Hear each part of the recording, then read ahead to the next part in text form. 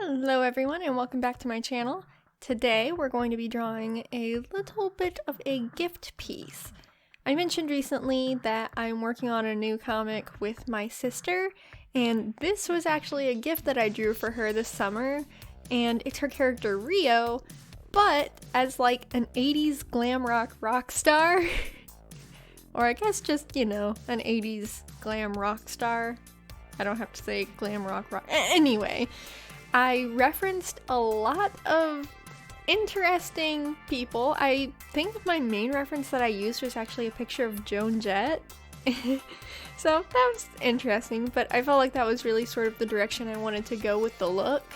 Because this was sort of like an inside joke with us, because Rio, her character, is a musician.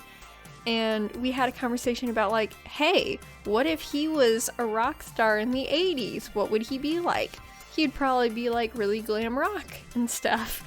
So that's really the approach I went with for this, and it was a lot of fun to do. And I love drawing 80s stuff, and multiple of my stories are set in the 80s, and I'm even making like sort of like an alternate universe novel that actually includes Rio in it, and it's about a bunch of our characters if they were all in the 80s with like a music-centered sort of look.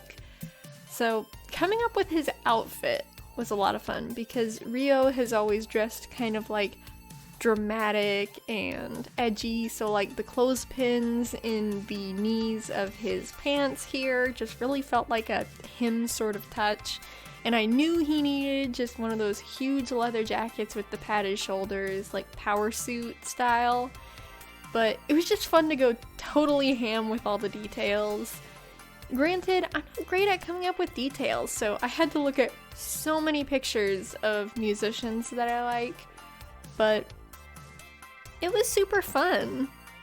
And I know I keep saying that, but it really was. And I think one of my favorite little details about this is the stickers on the amplifiers, because those are almost all references to the character and his story and his friends in the story.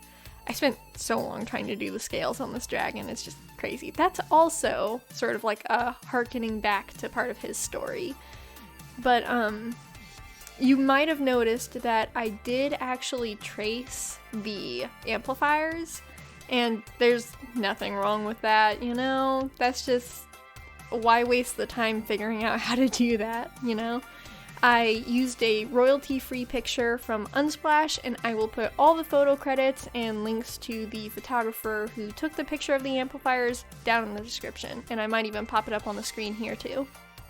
Next, I move on to the color flats, and I kind of had a vague idea of what colors I wanted him to do, because Rio tends to have a lot of blue, like that's one of his main things, but he either is like really warm red tones and like deep reds, or he's like electric blue.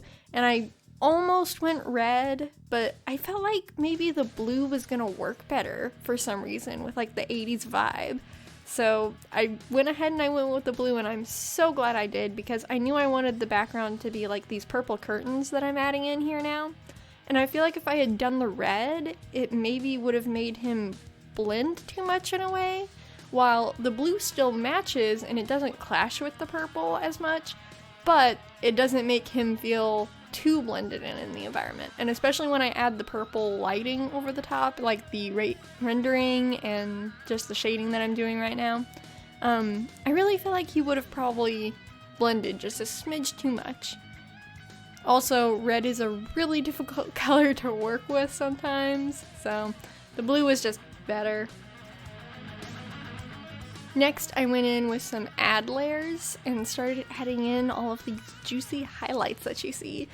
I've gotten totally obsessed with doing ad layers, and I maybe go a little bit overboard, but it's just a really efficient way to get some really tasty looking lighting. And I have the blue lighting, it's sort of like an aqua color coming from the left hand side, and then I believe it's like a bright orange, but when you put it down, it actually sort of looks like a soft peach for some reason, just due to the opacity, I guess, and also the layer mode. But that's coming from the right hand side, and when I dial down the saturation here, you actually do see that it's a bit more of a dark orange. I added some grit to the little amplifiers and everything, and then one of the last details, just like the icing on top kinda, was beams of light from the spotlights above, and I feel like that just gave it the last little bit of polish and depth and really made the background and the character mesh together nicely. And overall, I'm just super pleased with how this came out, and I hope you loved seeing the process of it. I also posted this on my Instagram if you just want to like look at the piece and whatever, so I'll link that down below. But I want to thank you so much for watching the video, and I hope to see you next time. God bless and take care!